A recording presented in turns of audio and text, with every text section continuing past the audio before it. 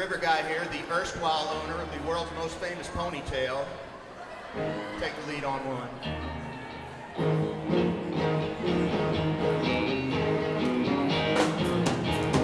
Randy is not your typical lawyer. Randy is a little bit of a rascal. He's as far from typical as one could get. Randy is an extraordinary lawyer. I'd say Randy is an extraordinary lawyer. For those that don't know Randy, there's probably no description that is adequate. Randy is unique. Randy Johnston is the Freeman family's lawyer. Randy, for a lawyer, do you consider this a victory or not? Of course it's a victory. Nothing about him really is conventional, other than he's a great lawyer. But the way he thinks about cases, the way he prepares for cases, is completely different, I think, from most lawyers. He's going to be who he is, and he's not going to change for anybody. And you have to respect that in a person. Randy's always stood out and always been one who was willing to take up a cause for a friend and fight for a friend, even if it was an unpopular cause. The one thing about my dad is that he is not afraid of a fight, but he also doesn't seek them out needlessly. He's a legend in the Dallas legal community. Everybody knows who Randy Johnston is, partially because I think everybody fears being a target. As a lawyer practicing in Dallas, you're bound to know Randy Johnston. So he's really in the top rank of ethics speakers. He's a do things the right way type of guy. And so if you have an issue in terms of ethics and following the rules, you call Randy and he'll make sure you're doing things the right way. He's extraordinarily devoted to clients. He's tenacious, he's aggressive, he's gracious. He's good on his feet. He's dead honest, he's credible, he's earnest, and most of all, he's passionate. One thing you have to have as a trial lawyer that Randy has in spades is passion, and it's also fire. He is very rarely caught flat-footed. He's a man with a great sense of justice, which is a good quality for a lawyer. He believes in his cause at all times. He's extremely bright. He's very, very resourceful. And he's an advocate. He's the kind of lawyer that other lawyers like to emulate. He started out as an amazing person and brings that to it. Crystal clear moral compass. And it's a moral compass that he follows constantly. And people who interact with Randy know that. And that's the reason why a lawyer who has made a fortune suing lawyers in this community is nevertheless revered and beloved in this community.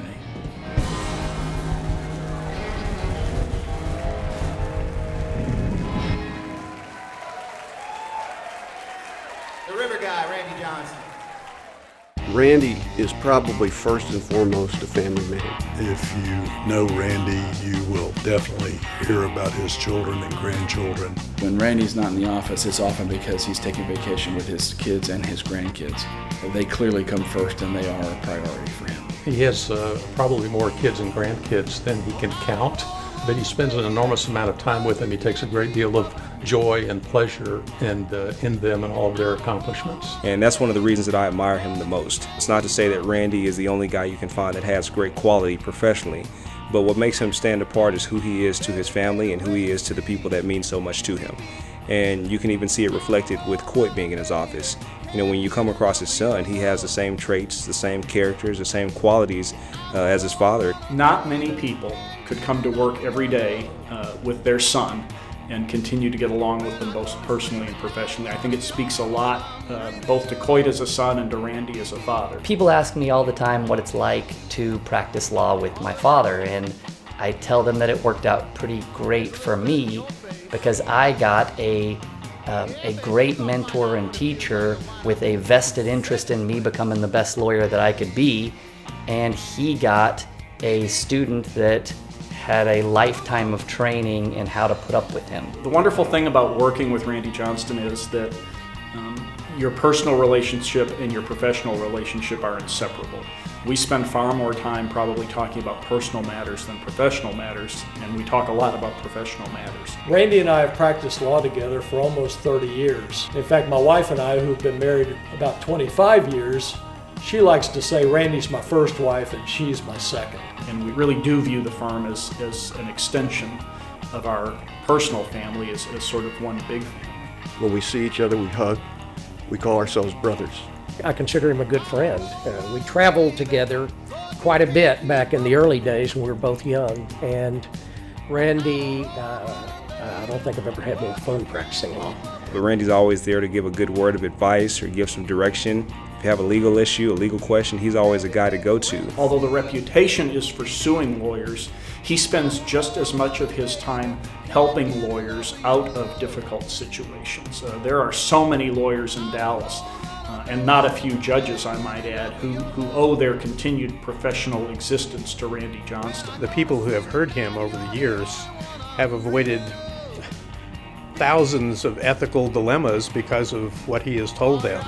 So he's made a huge impact on the bar of Texas. He has spent an enormous amount of time giving back or forward to the bar by training all students, young lawyers, by presenting continuing legal education programs all over the state of Texas for many, many years. He is absolutely one of our best speakers and speaks on ethics topics. And speaking on ethics topics in an engaging way is difficult, but he always gets excellent scores.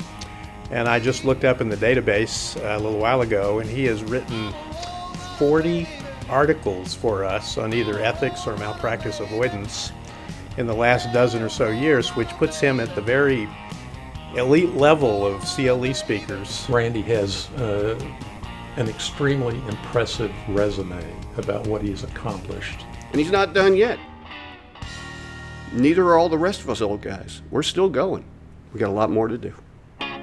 He's come a long way. Randy started at Baker Botts as an employment lawyer struggling to fit in where he did not belong. He rode his bicycle to work in Houston, Texas.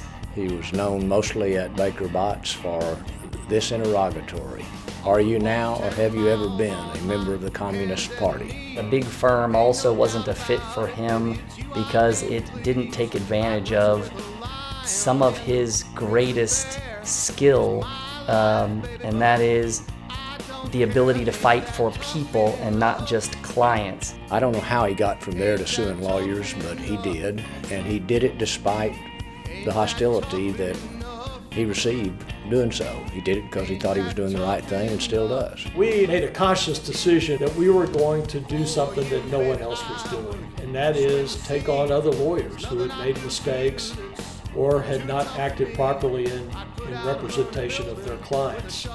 And that was a difficult decision to make because obviously you lose friends sometimes. When Randy is on the case against another lawyer in a legal malpractice case, that lawyer needs to be concerned, really, really concerned, because Randy does not let go. In a case where he represented me years ago, we had an early conference with the opposing lawyer, and Randy said this.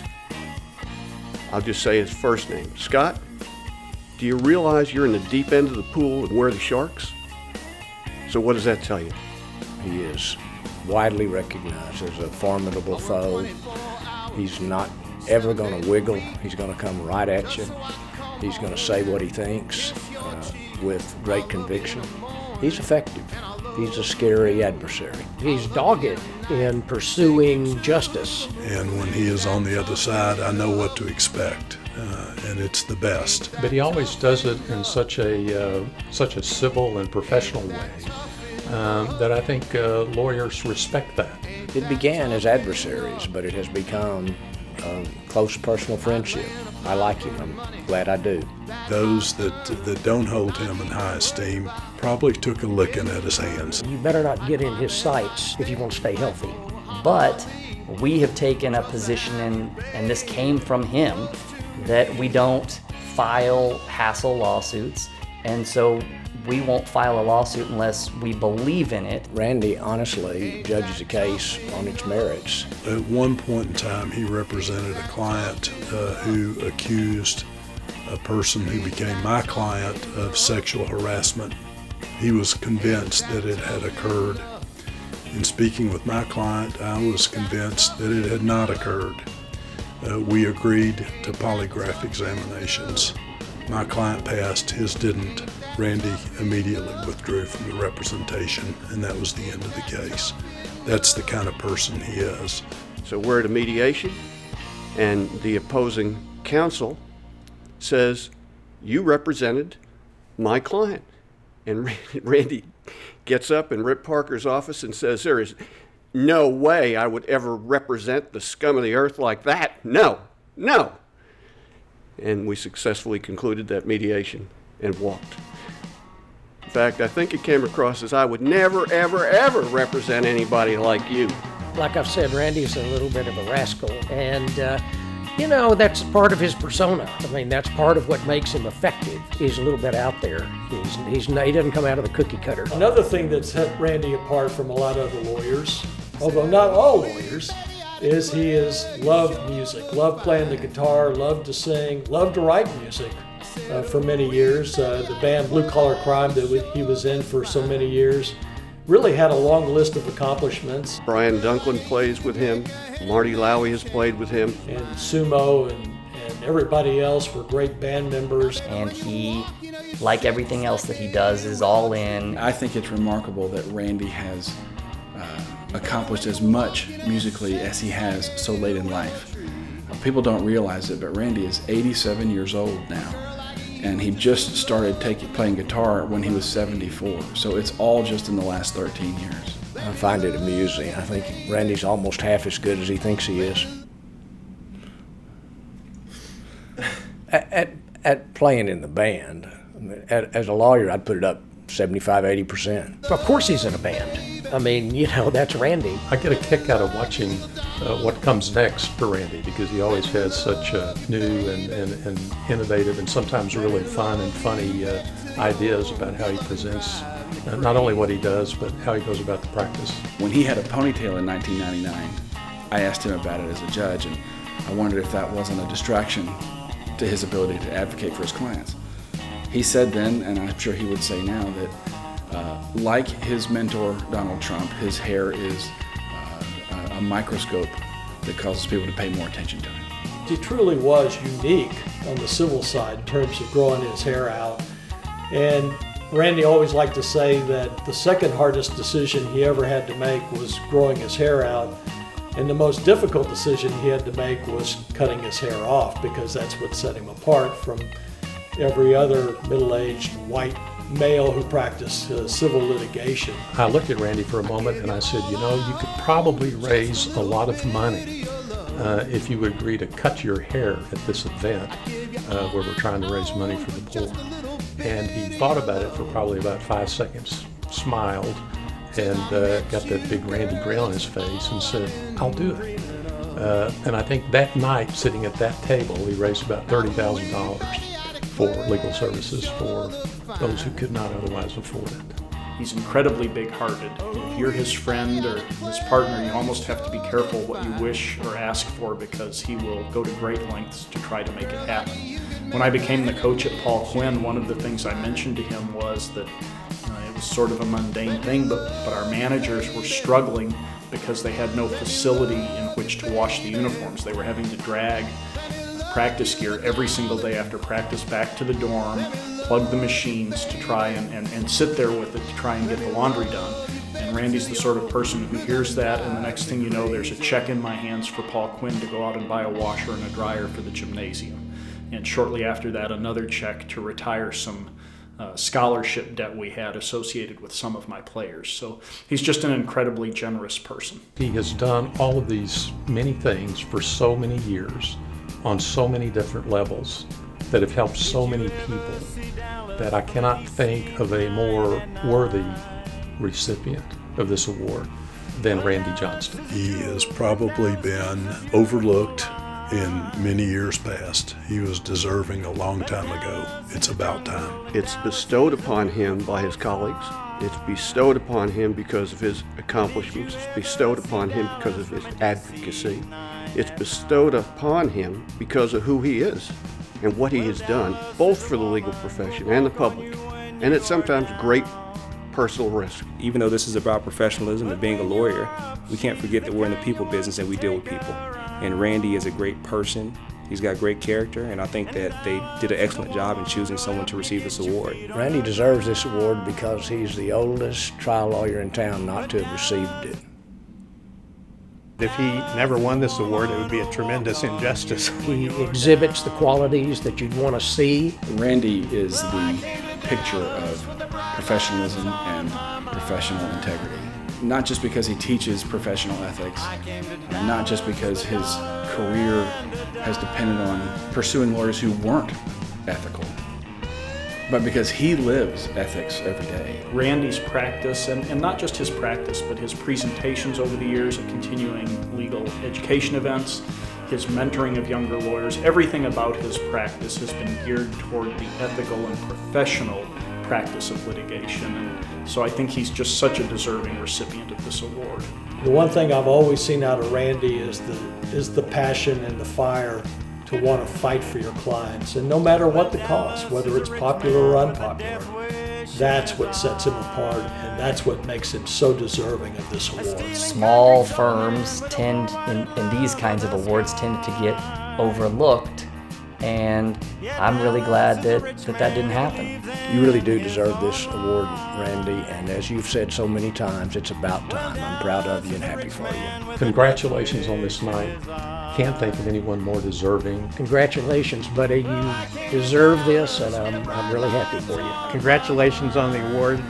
Well deserved. Randy, from our entire family, congratulations on this award. There is no one more deserving, and we are just so proud to be associated with you. What more can I say about my brother in arms? Congratulations. Randy, I got to tell you, I love you like a brother, and you pretty much are like a brother to me, and there's no one more deserving of this award, so congratulations, and it's well earned and well deserved. I am proud to be your son, and I congratulate you.